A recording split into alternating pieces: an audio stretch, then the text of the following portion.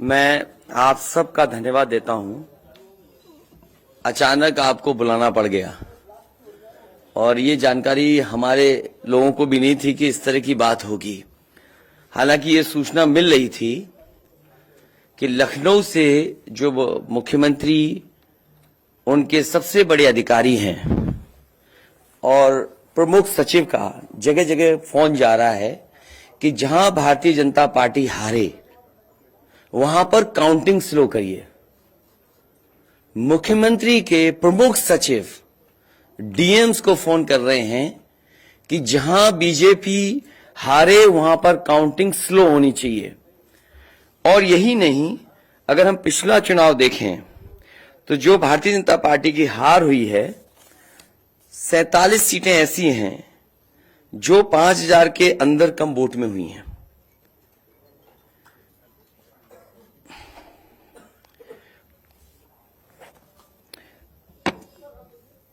सैतालीस सीटें ऐसी हैं पिछले चुनाव की जहां पर 5000 वोट के कम फासले से भारतीय जनता पार्टी जीती है।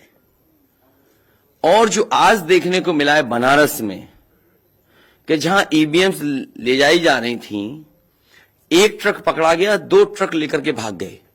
अगर सरकार चोरी नहीं कर रही थी, ये वोट की चोरी जो नहीं कर रही थी, तो कम से कम बताए कि एक गाड़ी रोक ली, पकड़ी गई, लाइव है, अभी भी हम लाइव देख सकते हैं। 2 गाड़ियां क्यों भागी? अगर कोई चोरी नहीं थी, प्रशासन ने, सिक्योरिटी ने इतना इंतजाम क्यों नहीं किया? इतनी फोर्स है, अभी इलेक्शन की फोर्स गई नहीं है यूपी से, तो आखिरकार अधिकारी क्यों नहीं कर रहे थे? क्या वजह है कि बिना सिक्योरिटी, बिना इतने इंतजाम के ईवीएम्स जा रही हैं? और ईवीएम्स के बारे में ये मानना है कि किसी भी वेयर हाउस में रखी हो या किसी भी स्ट्रांग रूम में रखी हो, तो बिना प्रत्याशी के जानकारी के आप मूव नहीं कर सकते हैं। अगर आपको ईवीएम्स को मूव करना है तो कम से कम जो प्रत्याशी चुनाव लड़ रहे हैं उनकी जानकारी में होना चाहिए। और सोचिए, मुख्यमंत्री आवास से प्रमुख सचिव, मुख्यमंत्री जगह जगह फोन कर रहे हो और डीएम्स को बता रहे हो। ये घबरा गए उसी दिन जिस दिन अखबारों में कुछ जगह आया कि कहीं पार्क की सफाई हो रही है, कहीं घर की सफाई हो रही है।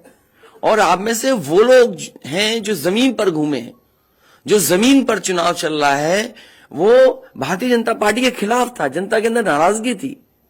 ये जो कल एग्जिट पोल आए हैं, मैं एग्जिट पोल पर बोलना नहीं चाहता था, लेकिन जो एग्जिट पोल आए हैं वो कहीं ना कहीं परसेप्शन ये क्रिएट करना चाहते हैं कि हां, भारतीय जनता पार्टी जीत रही है, जिससे वो चोरी भी करें अगर, वो भी ना पता लगे कि हां चोरी हुई है। इसीलिए अगर हमने वोट दिया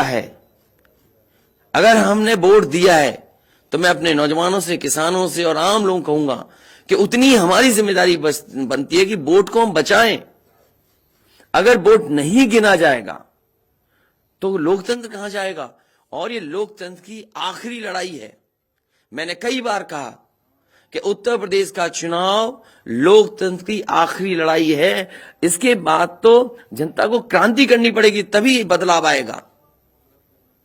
इसलिए मैं अपने पार्टी के लोगों से और जो सच्चे ईमानदार, सच्चे सिपाही हों, सच्चे अधिकारी हों, सच्चे पत्रकार हों, कम से कम आगे आए और लोकतंत्र को बचाने के लिए खड़ा हों। और मैं अपनी पार्टी के लोगों से कहूंगा कि जब तक काउंटिंग न हो जाए तब तक कम से कम ये नजर रखें और लगातार निगरानी रखें कि कैसे वोट बचाया जा सकता है, कैसे जहां पर मशीनें रखी हैं कोई किसी का आना जाना ना हो। ये लोकतंत्र के लिए बहुत ही खतरे का समय है। जो दल हार गया, अब उसके बस में यही है जो अब करने जा रहे हैं। ये जितने कुछ एग्जिट पोल हुए हैं वो इसीलिए हुए हैं कि अगर वो चोरी भी करें तो शायद नजर ना आए। अब ईवीएम्स पकड़ी गई हैं, बहाना कोई ना कोई अधिकारी बताएंगे कि हम ईवीएम्स इसलिए ले जा रहे थे। आखिरकार फोर्स के साथ क्यों नहीं ईवीएम्स जा रही थी? ये तो ईवीएम की एक बनारस की जो अभी भी लाइव चल रहा है वो घटना है। बरेली में एक स्ट्रांग रूम से बाहर नगर पालिका की कचड़े की गाड़ी में, जिसका नंबर UP25 DT 9166 में 3 बक्से सील पकड़े गए, जो सील बक्से थे। एक बक्से में सादा बैलेट पेपर था तथा 2 बक्से में मोहरें, रजिस्टर तथा सील करने वाला सामान था। करीबन 500 बैलेट पेपर पकड़े गए। इसी तरह सोनभद्र का है कि सोनभद्र में भी बड़े पैमाने पे चीजें पकड़ी गई। वो भी लोग समझ में आ गया तो उन्होंने देखा, SDM को रोका। SDM घोरावल जनपद सोनभद्र में खाली मत पर अपनी गाड़ी से पॉलिटेक्निक कॉलेज ले जाते हुए पकड़े गए। क्या सफाई देगी सरकार? इसीलिए मैंने कहा प्रमुख सचिव मुख्यमंत्री आप जानकारी कर लें। अगर आपके DMs कोई जानकार हैं, उन्होंने खुद बताया है कि वहां से लखनऊ से फोन आ रहे हैं कि जहां पर भारतीय जनता पार्टी हार रही हो वहां पर काउंटिंग स्लो हो और रात तक काउंटिंग लेकर के जाइए।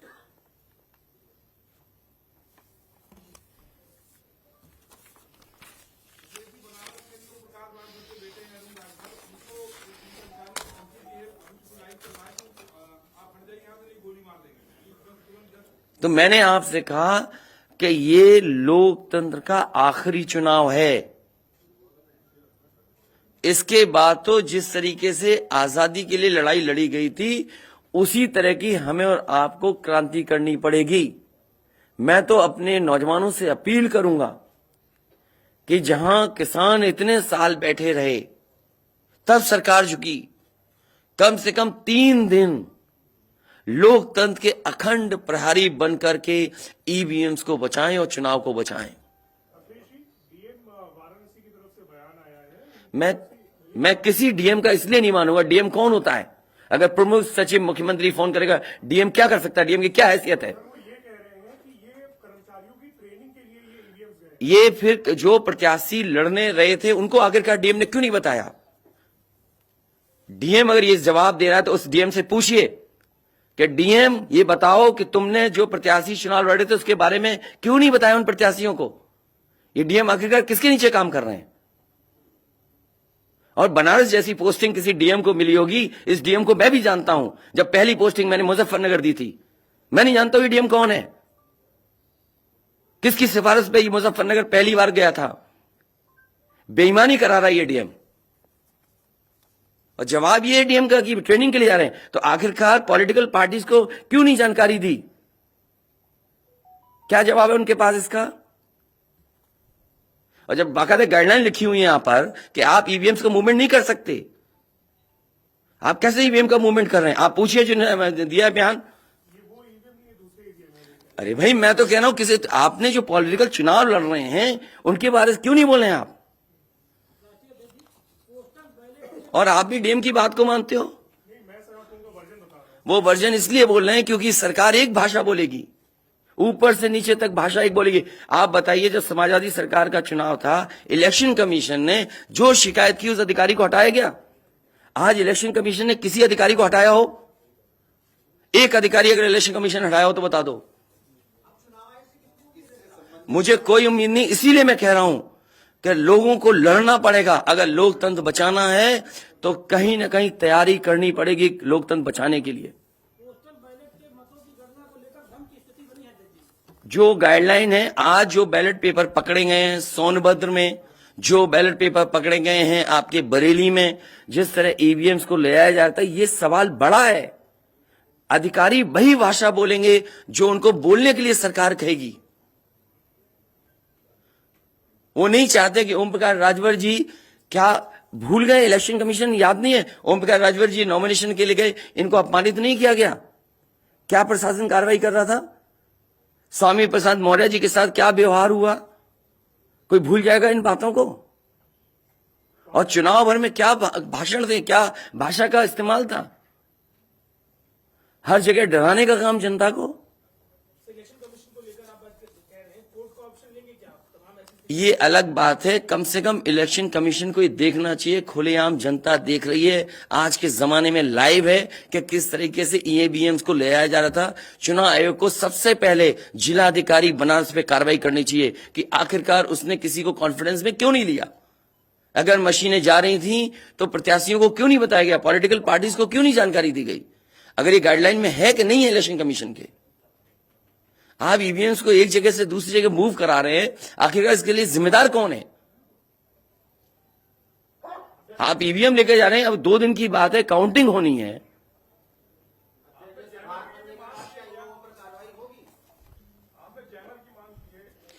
जैमर इसलिए कि कई लोग आशंका इस बात की व्यक्त कर रहे हैं कि हो सकता है कि टेक्नोलॉजी ऐसी हो जहां पर मैनिपुलेशन किया जा सके, इसलिए कहीं ना कहीं देखा जाना चाहिए इस बिंदु को भी। भारतीय जनता पार्टी के नेता लगातार कह रहे हैं कि ओम प्रकाश राजभर हो, स्वामी प्रसाद मौर्य हो, संजय चौहान हो, या जो कहें कि आपके साथ जो लोग आपके चुनाव में आपके साथ आए, आपके साथ चुनाव लड़े, उनको चुनाव नहीं जीतने देंगे, उनको चुनाव किसी भी कीमत पर हम हराएंगे। तो यही तो तरीका, जो लड़ रहे हैं उनके बेटे ही तो लड़ रहे हैं चुनाव, जहां की ईवीएम्स पकड़ी गई हैं। और भविष्यवाणी एग्जिट पोल में कैसे आ सकती है? पॉलिटिकल लीडर्स जो बातें कहें, सत्ता के लोग बैठे हुए, वो एग्जिट पोल में कैसे दिखाई दे रहा है? प्रशासन और सरकार की जो चोरी है, इसमें एग्जिट पोल के टेलीविजन चैनल शामिल है। आपको ये देखना चाहिए, जो एग्जिट पोल कर रहे हैं क्या मुनाफे के लिए कर रहे थे? जो कंपनियां बड़ी बड़ी, सर्वे का पैसा कौन दे रहा है उनको? और जो डेटा दिया है चैनलों को, फ्री दिया गया है कि उपहार में दिया गया है, वो अलग बिंदु है। कोई इतनी बड़ी एक्सरसाइज कर रहा है, उसका फाइनेंशियल बर्डन कौन उठा रहा है?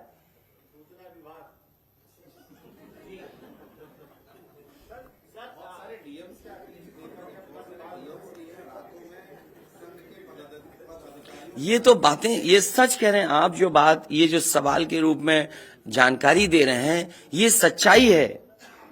जो आप सवाल के रूप में दे रहे हैं, ये सच्चाई है।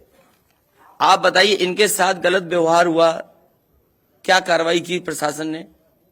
वीडियोज हैं सबके। जब ये नॉमिनेशन के लिए गए आप, क्या वीडियो अवेलेबल नहीं है? क्या कार्रवाई हुई उसमें? स्वामी प्रसाद मौर्य जी के ऊपर जो अटैक हुआ, उसमें क्या कार्रवाई हुई?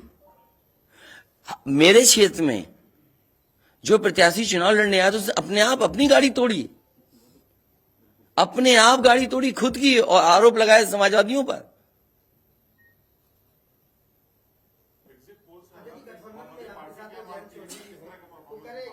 क्या करेंगे जब वोट को लेंगे? आगे वो कह रहे हैं शांतिपूर्ण मतगणना के लिए उन्होंने अपील की है। नहीं, शांतिपूर्ण मतगणना के लिए तो हम भी अपील कर रहे हैं, लेकिन सावधान रहें। अगर वोट दिया है तो वोट को बचाए भी तो सही। अगर ईवीएम्स खुली सड़क पे इस तरह जाएंगी, आप क्या उम्मीद करोगे? आपके बैलेट पेपर पकड़े जा रहे हैं। आपके लखनऊ में ही एक गाड़ी पकड़ी गई थी, उसके अंदर क्या क्या था?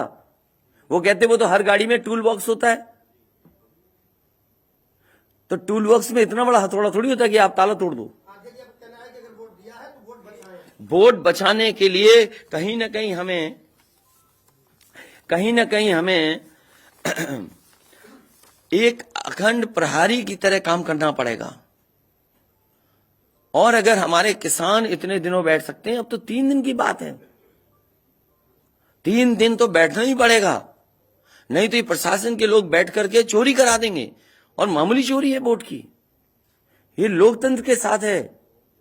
लोगों को ये भूलना नहीं चाहिए आपके पड़ोसी देशों में क्या हो रहा है।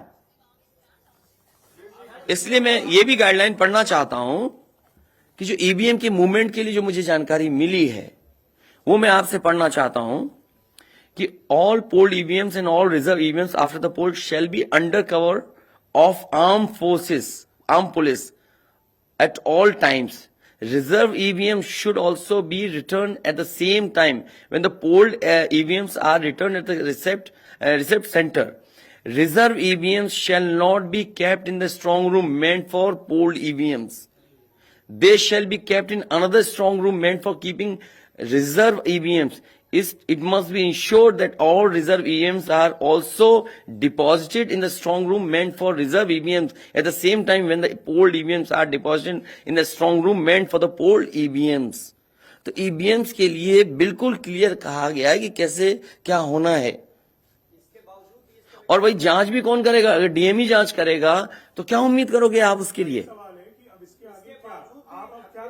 इसके आगे जो पॉलिटिकल पार्टी हम तय करेंगे क्या करना है। अगर हमें कोर्ट का भी सहारा लेना पड़ेगा, लेकिन उससे पहले हम अपने पार्टी के कार्यकर्ता नेताओं और जो हमारे सच्चे पत्रकार, सच्चे पुलिस फोर्स में लोग हैं या वो लोग हैं, उनसे भी मेरी अपील होगी कि कम से कम लोकतंत्र को बचाने के लिए आगे आए।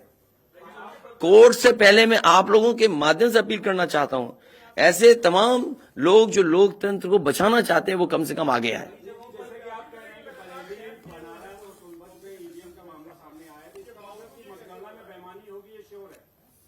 आपने पंचायतों का चुनाव देखा था, भारतीय जनता पार्टी ने खुलेआम वोट को लूटा। जनता को याद है महिलाओं के जो कपड़े फाड़े गए, छीने गए, महाभारत के अलावा अगर किसी ने किया तो वो भारतीय जनता पार्टी ने करके दिखाया। क्या कार्रवाई की गई उस समय बताइए? इलेक्शन जो आपका स्टेट इलेक्शन कमीशन है, शिकायतें हुई, क्या कार्रवाई हुई उनके ऊपर? क्या कार्रवाई हुई पुलिस के ऊपर? क्या कार्रवाई हुई उन लोगों जिन्होंने वोट को छीना? इसलिए मैं अपील करता हूं आपके माध्यम से, जो सच्चे पत्रकार हैं, सच्चे अधिकारी, पुलिस फोर्स, लोकतंत्र को बचाने के लोग सामने आए, जिससे लोकतंत्र बचाया जा सके। माननीय मुख्यमंत्री जी, ये जो घटनाएं हो रही हैं, ये हताशा और निराशा की जो है वो पराकाष्ठा है। क्या ऐसा कुछ होगा? क्या समाजवादी मैं नौजवानों से विशेष अपील करूंगा, और इसलिए अपील करूंगा, मैंने वो तस्वीरें देखी कि नौजवान वोट डालने के लिए लोकतंत्र में कैसे निकल पड़ा। अगर उसने वोट डाला है तो कम से कम वो वोट बचाए। अपना कैसे वोट बचाएगा? गिनने से कैसे गिनती में लाएगा? और ये कोई ये मामूली घटना नहीं है। जो लोग लोकतंत्र पर भरोसा करते हैं उनके अंदर आक्रोश होगा, ऐसा नहीं है कि गुस्सा नहीं होगा उनके अंदर। इसीलिए मैंने कहा कि 5,000 के अंतर में सीटें जो जीती गई थी भारतीय जनता पार्टी की, वो 47 हैं। और मैंने इसीलिए कहा कि प्रमुख सचिव मुख्यमंत्री जिलाधिकारियों को फोन कर रहे हैं कि काउंटिंग स्लो की जाए। और बैलेट के लिए हम लोगों ने अपने प्रत्याशियों को और जो एजेंट्स हैं, हमारे इलेक्शन एजेंट्स, उनको समझाया है कि बैलेट को किस तरीके से काउंट करना है, कैसे रखे जाएं, उन सबको समझाने का काम किया है। और आप में से जो लोग बनारस गए होंगे वो जानते होंगे कि बनारस साउथ समाजवादी पार्टी जीत रही है, अयोध्या समाजवादी पार्टी जीत रही है। ये घबराहट है बीजेपी को। पवन पांडे जीत रहा है, ये घबराहट है। किशन दीक्षित जीत रहा है, ये घबराहट है बीजेपी को। नहीं, वो अलग बात है, पान भी खाया। और भाषा नहीं देखी आपने? क्या प्रवक्ता की बात करते? कौन है ये चीज प्रवक्ता? कोई प्रवक्ता की बात नहीं करेंगे। क्या प्रवक्ता उठा लाए आप किसी गली मोहल्ले से? क्या प्रवक्ताओं की बात करते हैं आप? इतने सीनियर जर्नलिस्ट बनते हो आप अपने आप को। ये मामला सीरियस है, क्या प्रवक्ता बताएगा? इलेक्शन कमीशन क्यों नहीं बता रहा? ये खुलेआम ईवीएम घूम रही हैं। कोई आश्वासन नहीं दिया। हो सकता है हमारी प्रेस के शायद कुछ जागे। ये यूपी के हैं सब, और कहां के हैं इलेक्शन कमीशन के लोग? रिटर्निंग ऑफिसर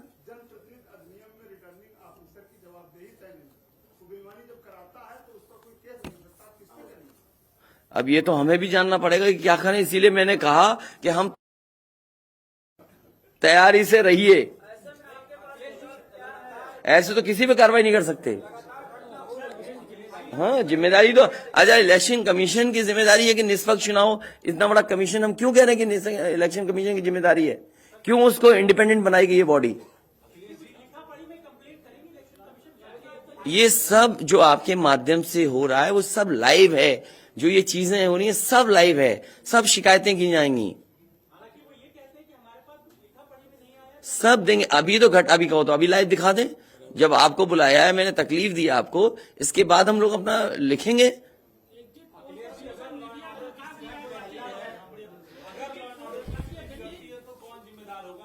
इलेक्शन कमीशन जिम्मेदार है इसके लिए। ईवीएम्स खुलेआम जा रही हैं, बैलेट पेपर कूड़े के डब्बे में पकड़े जा रहे हैं, गाड़ी का नंबर हम बता रहे हैं आपको, एसडीएम लेकर के जा रहा है।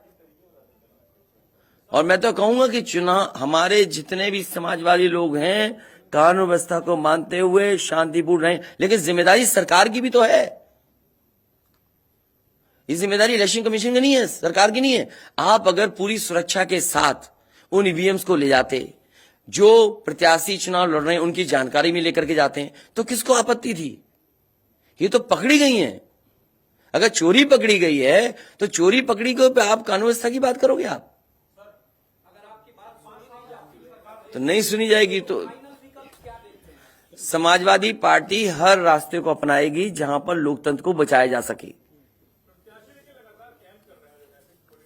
वो जरूरी है। जहां जहां चुनाव हुए हैं, बंगाल में, तमिलनाडु में या किसी भी प्रदेश में, प्रत्याशी और उनके लोगों ने जगह जगह बैठ करके दिन रात पहरा दिया है। अखिलेश जी, निष्पक्ष तरीके से अगर चुनाव होता है तो समाजवादी पार्टी कितनी सीटें आने की उम्मीद है? मैं अभी भी कह रहा हूं, टारगेट हमारा फिक्स था। हमारा गठबंधन 300 के करीब पहुंच जाएगा। 5 साल से आपकी सरकार रही है, 75 जिले हैं सर, उसमें ऐसा कोई आईएएस अधिकारी या कोई अधिकारी हो सर जो यहाँ से शासन से फोन किए जा रहे हैं सर, जैसा आप कह रहे हैं? मुझे तो अधिकारी नहीं बताया ना। कोई अधिकारी का सर नाम लीजिए सर, ऐसे मतलब जो लोग नहीं, मैंने नाम लिया प्रमुख सचिव मुख्यमंत्री का, जिससे मुझे जानकारी मिली। उसका नाम कोई नहीं बता सकता। हाँ, मुझे इलेक्शन कमीशन अगर कहेगा तो मैं नाम बताऊंगा। अरे हम सरकार चलाएंगे, हमें हमारे इतने भी अधिकारी नहीं होंगे। क्यों नाम बताएं चाहने वालों का? अरे तुम में चाहने वाले बैठे, किसी का नाम ले लूंगा मैं? तुम्हारे ही लोग अलग से मुझे मैसेज करते हैं, नाम ले दूं? अब तुम नहीं, वो हमारे दुश्मन हो तो हम क्या करें तुम्हारा? अरे बहुत सारे हैं जो हमें पर्सनल मैसेज भेजते हैं, तो क्यों नाम उनके ले दूं मैं? क्या चीज? अरे नए हो पत्रकार यार, बहुत सीनियर नहीं हो तुम। अपना परिचय दे दो, सब जान जाए आपको। जाने कौन सा एनबी है।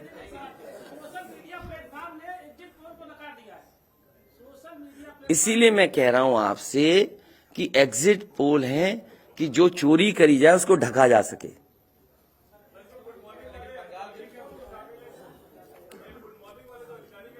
नहीं, अगर ओम प्रकाश राजभर जी से पूछना चाहो तो उनसे ही पूछ लो, केवल ईवीएम पर, क्योंकि इनकी विधानसभा का मामला है, इनकी विधानसभा का इशू है। देखिए, जैसा कि अभी हमारे एक साथी ने कहा कि माननीय अखिलेश यादव जी के साथ जो लोग हैं, चाहे संजय चौहान जी हों, चाहे ओम प्रकाश राजभर हों, चाहे स्वामी प्रसाद मौर्य हों, हम उनको जीतने नहीं देंगे। आप ही की तरफ से आया ना बात? आप ही नहीं, ये पूरे प्रदेश में गूंज रही है बात। और भारतीय जनता पार्टी हम लोगों के गठबंधन से घबरा गई है और बनारस जैसे प्रधानमंत्री जी अपनी इज्जत बचाने के लिए गली गली घूमे हैं। ये मैं कह रहा हूं, गली गली घूमे हैं। जिलेवार 75 साल की आजादी में 70 साल से उठ पड़ रहा है। पहले हमारे देश के प्रधानमंत्री हैं जो जिलेवार रैली किए हैं। अगर गलत कह रहा हूं तो बताओ। पहले प्रधानमंत्री हैं और पहली बार मैं देख रहा हूं इतनी बड़ी दुश्मनी।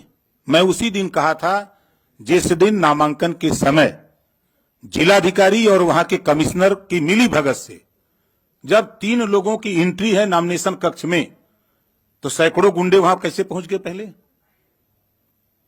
सवाल वहीं खड़ा होता है। उसी दिन मैंने कहा था आप लोगों के सामने पेश करके लखनऊ, डीएम बनारस और कमिश्नर के होते हुए निष्पक्ष चुनाव नहीं हो सकता।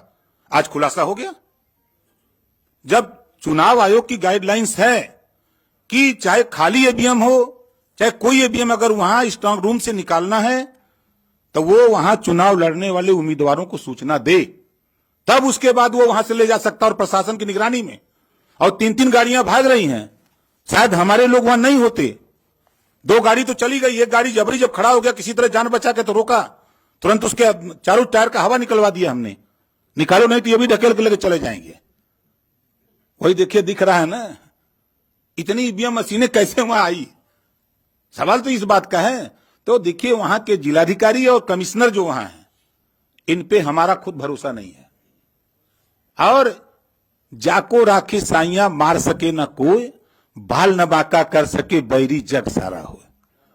10 मार्च को 10 बजे देख लीजिएगा। पहले राउंड की जब बैलेट पेपर की गिनती होगी पहले चक्र की, तो समाजवादी पार्टी गठबंधन का रुझान जो आएगा वो 400 सीटों का आएगा। 400 से भी ज्यादा आ सकता है। आपके सामने 10 को देखिएगा, रुझान जो बैलेट पेपर का आएगा वो 400 से भी ज्यादा आएगा। लेकिन भारतीय जनता पार्टी घबराहट है। वो लगे हैं कि ईवीएम से हेरफेर कर देंगे, तो हम लोग भी वहां लगे हैं ईवीएम ठीक करने में। हम लोग भी घेर ही लिए हैं, नहीं थे तो लेके भाग ही गए थे। तो इनसे हम लोग डरने वाले नहीं है। हमारे गठबंधन के सभी नेता कार्यकर्ता, हमारे सभी साथी लगे हैं, पूरी किलेबंदी है। जो भारतीय जनता पार्टी की सोच है, ये एक कदम चलते हैं तो हम 10 कदम आगे निकल के चलते हैं। हम इनको 3 साल पहले ही बता दिया कि सत्ता से बेदखल करूंगा। आप लोग भी नहीं मान रहे थे कि मान रहे थे? नहीं मान रहे थे। और आज प्रश्न खड़ा हो गया ना। मैंने कहा 27 अक्टूबर 2021 को कि माननीय अखिलेश यादव जी को मुख्यमंत्री बना के दिखाऊंगा, और 10 मार्च को देखिएगा जब टीवी पर चलेगा आप लोगों की स्क्रीन पर, तब समझ में आ जाएगा सबको। यही हताशा और निराशा है कि ईवीएम जो है ये इधर उधर कर रहे हैं, लेकिन कुछ कर नहीं पाएंगे। हम लोग भी अलर्ट हैं।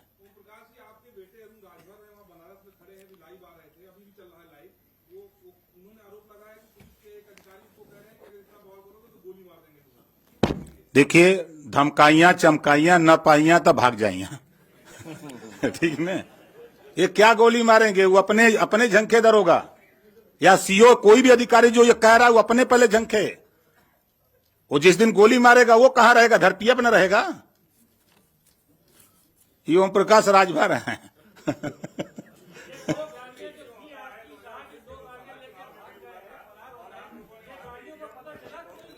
भैया मेरे, हम लोग तो एक घेर के रखे, दो तो वो भी किसी तरह वो हमारा आदमी आगे खड़ा वो मार देता, धक्का मर जाता, लेकिन वो भी ढीठ था। अब जाति का ठाकुर था, यो बात है।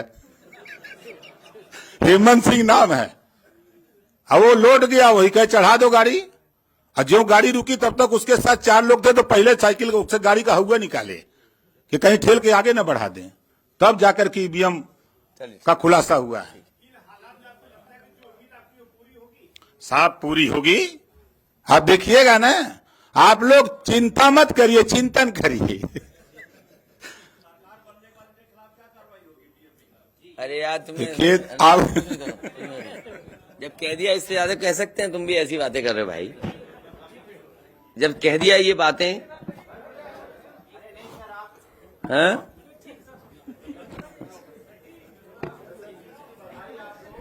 नहीं, अभी मत जीत की बधाई दो। अभी जीत की बधाई हम लेंगे और मिठाई भी बांटेंगे आपको।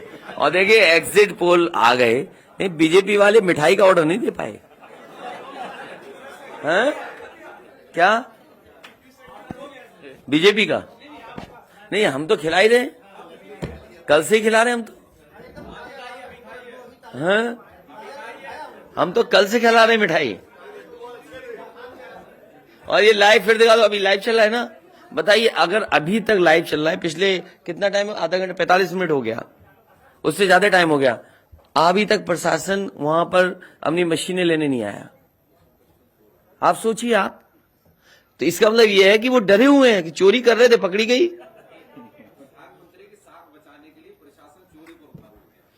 आप देखिए ना, अगर मान लीजिए हम और आप यहां बैठ करके देख रहे हैं, अगर वो चीज लाइव हो रही है तो दुनिया में देखी जा रही होगी। उनको परवाह नहीं है कि मशीन कौन ले जा रहा है, ले जाने दो। अभी लाइव हो रहा, सोचिए कितनी इतना समय इसमें प्रशासन जाता, बातचीत करता, नहीं ले जाए ईवीएम्स।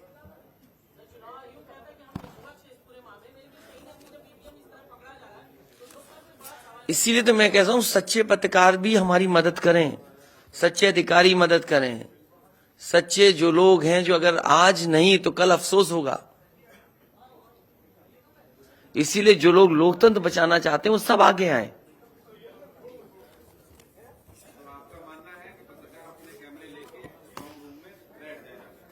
न पत्रकार बैठे, लेकिन कम से कम आवाज तो उठे। चलिए, बहुत धन्यवाद आप सब लोगों का, बहुत धन्यवाद।